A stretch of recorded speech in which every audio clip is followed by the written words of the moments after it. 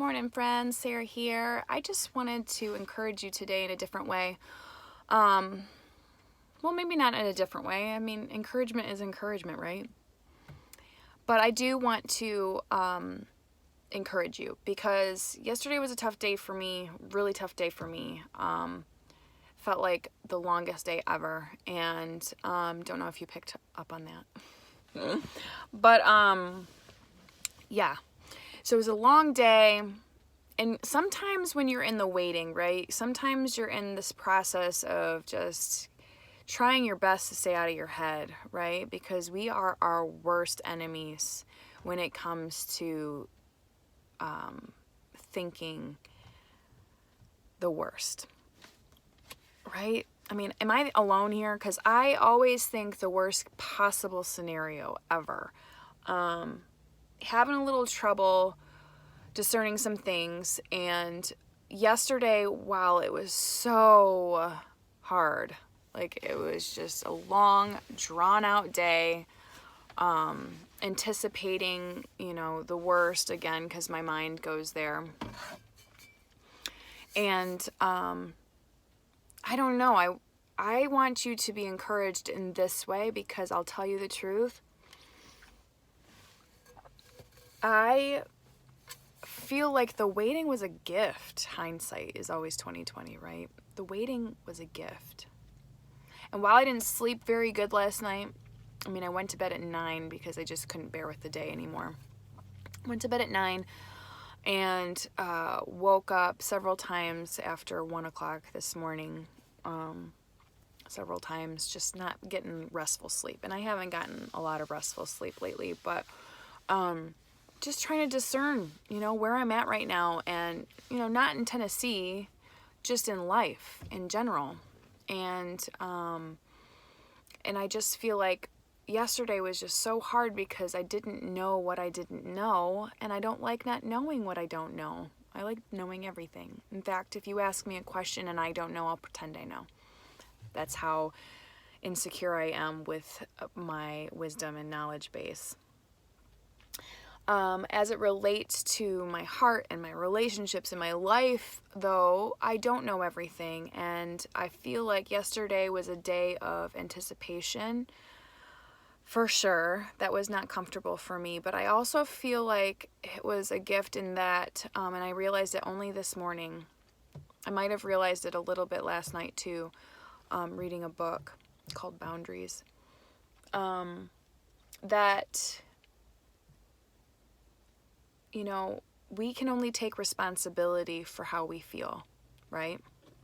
We take responsibility for our part in everything, because we take responsibility for ourselves. We are only able to change ourselves, control our response. And sometimes, it's very hard to do all of that, all of the above.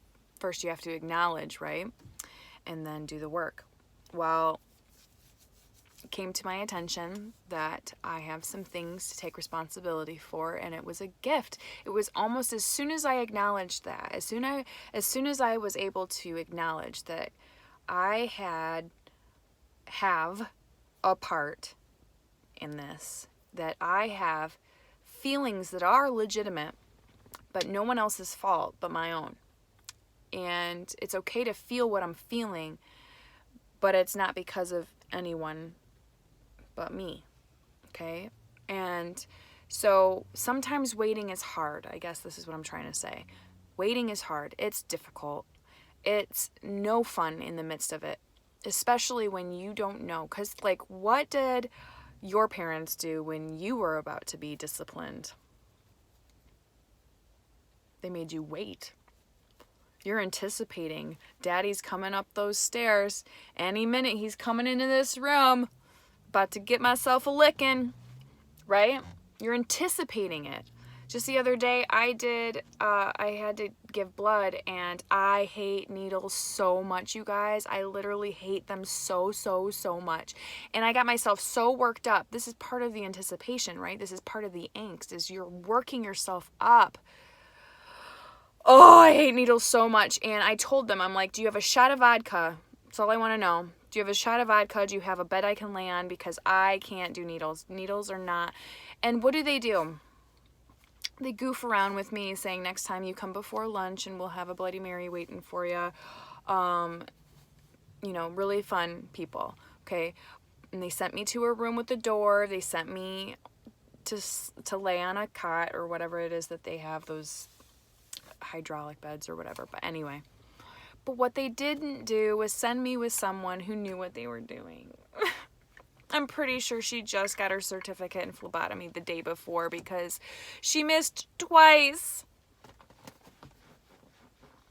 So I don't think the anticipation helped, but like when she's like trying to find a vein, well, I mean, it's just making it worse. It's just making it worse. I cried. It's like she poked the bear. I just cried. Such a wuss. I mean, what are those butterfly needles? Like, I don't even know. They're not big, and I had 4 kids. Come on. Anyway, anticipation. Let's go back to that. That's hard. When you're anticipating something and your mind's automatically going to the worst possible scenario, it does not bode well for you. Like, comfort is gone. Assurance is gone out the window, right? Now, I've never been more sure about myself than I am right now. You know, a lot of years of struggling with identity, a lot of years of struggling with who I am and what I'm here for. Okay, because I'm all about purpose and legacy and all of that. So I have never been more sure of myself than I am right now. But I also believe what comes with that is humility. I think what comes with that is you know who you are and you know whose you are. For me anyway, I know I'm God's. And that helps me. That gives me a foundation to stand on, a rock that will not falter. And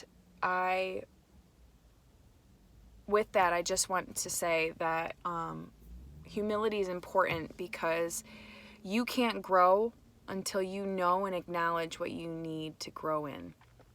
And this time of anticipating the worst became time of being hopeful for the best. And that was the switch around. It took longer than I would like, but it was necessary for me. It was necessary for me to take my blinders off and see the whole picture. Okay? And so I have a little bit more hope today. Today is a new day and I'm choosing joy, and I hope you do too. I don't know if this encouraged you in some way, if you needed to hear this or you know somebody who needs to hear it. I would love it if you shared it with them. That's all I want to do is encourage you. That's all I want to do.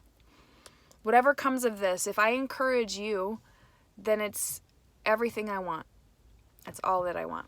So from one vulnerable person to another, I hope that you are, at least, because I'll tell you the truth, it's the best thing that you can be in order to really discover who you are and what you're made of, and to see the people who love you despite it, right? I think we're too scared to be vulnerable because we're worried about what people think, but you know what? Give them a chance to love you for you, because there's just one you, so be you.